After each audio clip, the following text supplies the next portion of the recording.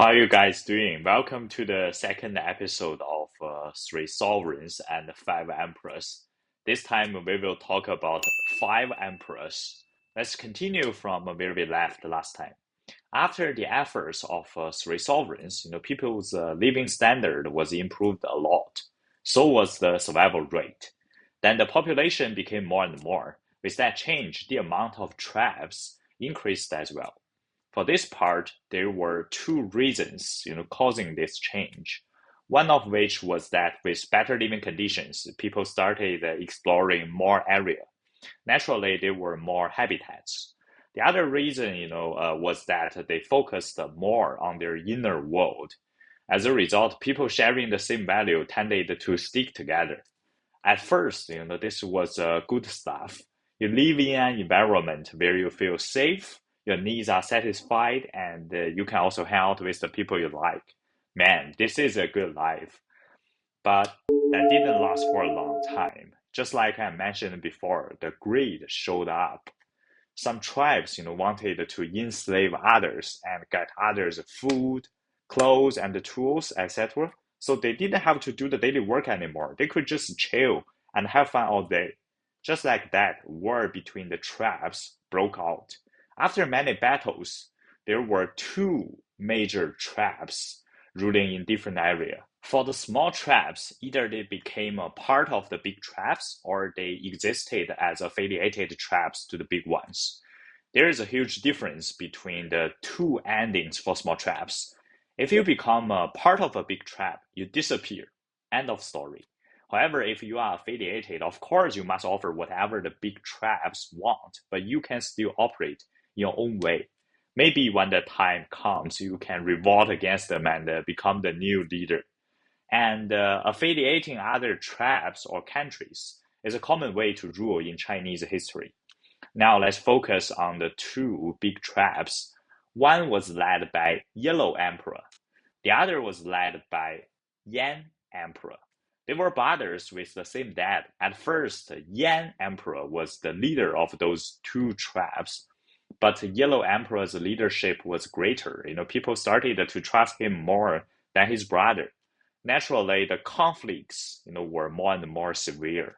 Finally, Yellow Emperor took the people he trusted, separating from his brothers to start an independent one. Strength-wise, of course, Yan's tribe was stronger, but with Yellow Emperor's capability, the gap was getting smaller. For the small tribes, they saw the trend. More of them joined the Yellow Emperors. This literally pissed the Yan Emperor off. Then he made a more wrong decision. He started threatening others. If you don't yield to me, I will kill you. In comparison, Yellow Emperor used a totally different strategy. It doesn't matter whether you want to work for me. As long as you need help, I will help you. He shared his food, his tools, his lands, and so forth, and he also treated them with respect. From this moment, the ending was already set. However, in Yan's mind, he doesn't agree. He still thinks he's the greatest. And the Yellow Emperor is just a clown, dancing around. He made up his mind to punish Yellow Emperor and all the people standing against him. He started a war against the Yellow Emperor. And this is also the first big war in Chinese history.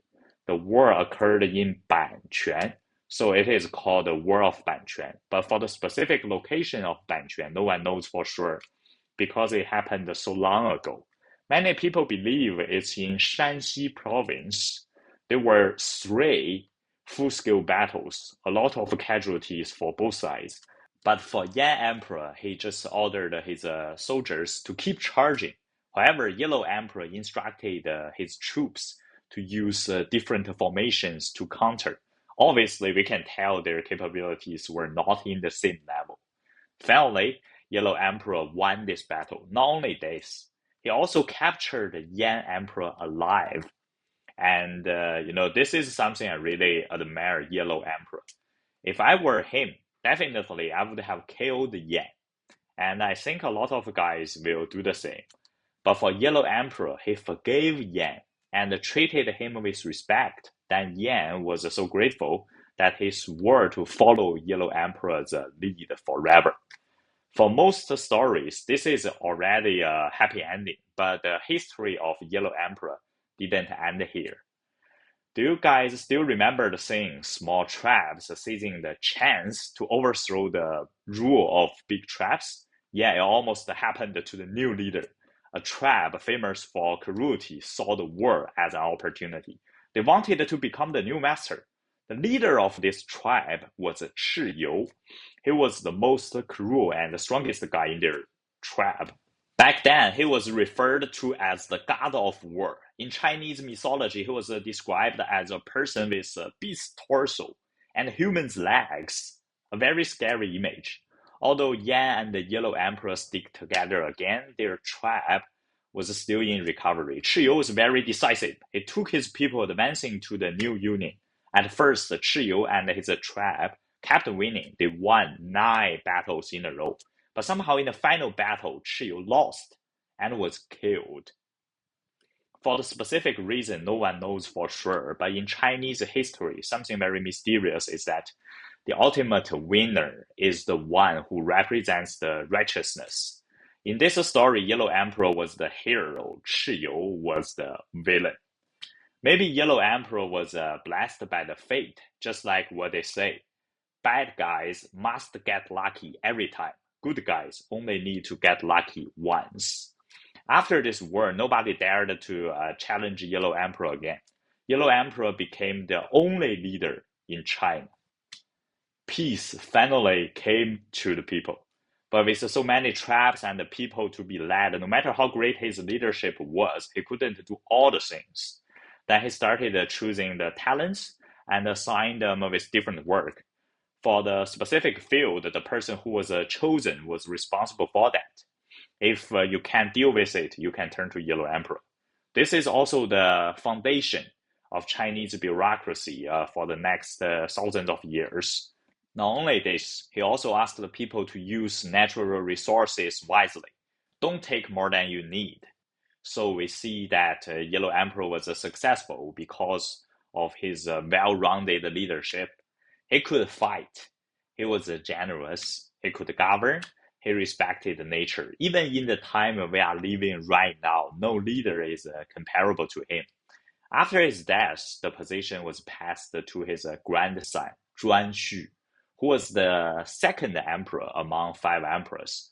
For him, ruling was very easy because his grandpa had built a solid foundation. Policy-wise, Zhuanxu didn't change anything. He followed his predecessor's steps. Nothing important happened in his time. After Zhuanxu passed away, Di Ku, who was the nephew of Zhuanxu, became the 3rd emperor. He emphasized justice a lot, especially in the affairs regarding different tribes. Other than this, he also liked hanging out and doing daily work with average people a lot. He never thought of himself as someone above others.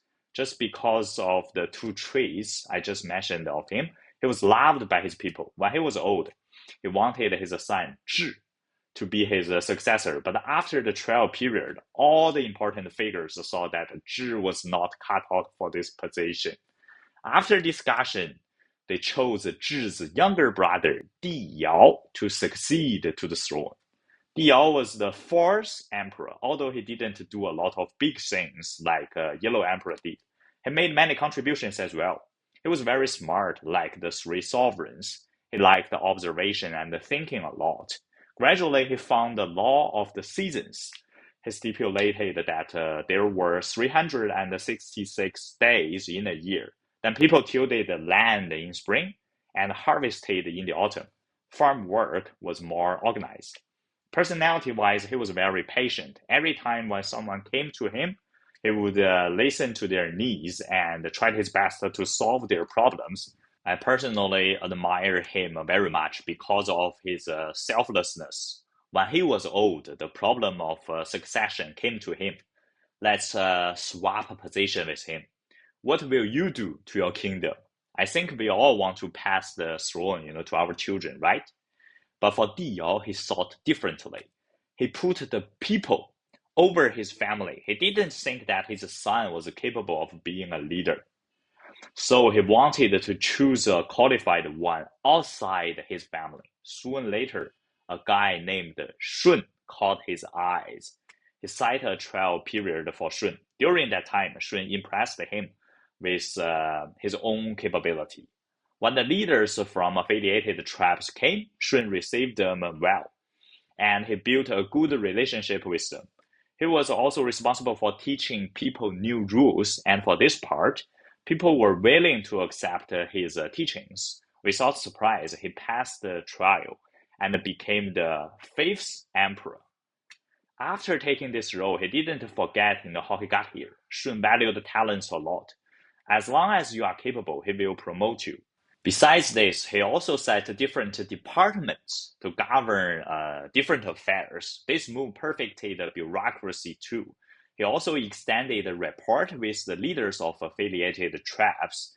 In his eyes, every tribe was the same. He set basic etiquette in different occasions as well. This was a big step towards a civilized society. Not only this, he was also the first one to stipulate law to regulate people's behaviors. He discussed it, with the capable people he chose. Then he ordered all the tribes to engrave the law on the hard objects like stones and bronzeware. The individual taking charge of it disseminated the law to everyone and supervised whether someone broke the law. If so, he would punish them. Until now, everything about the five emperors is finished. In my opinion, if you want to become a ruler in China, only fighting skill is not enough. Just like Yellow Emperor, he also knew how to use his intelligence to govern. And I think that's a reason why he could reach the top.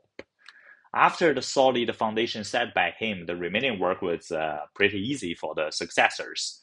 I personally appreciate Di Yao and Shun very much. Di Yao always prioritized his people's needs.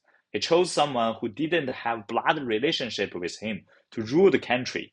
Such a noble person. As for Shun, he set law and etiquette to lead his people to a civilization. Such a gentleman. Okay, that's all. Hope you guys like it. See you next time. Thank you, guys.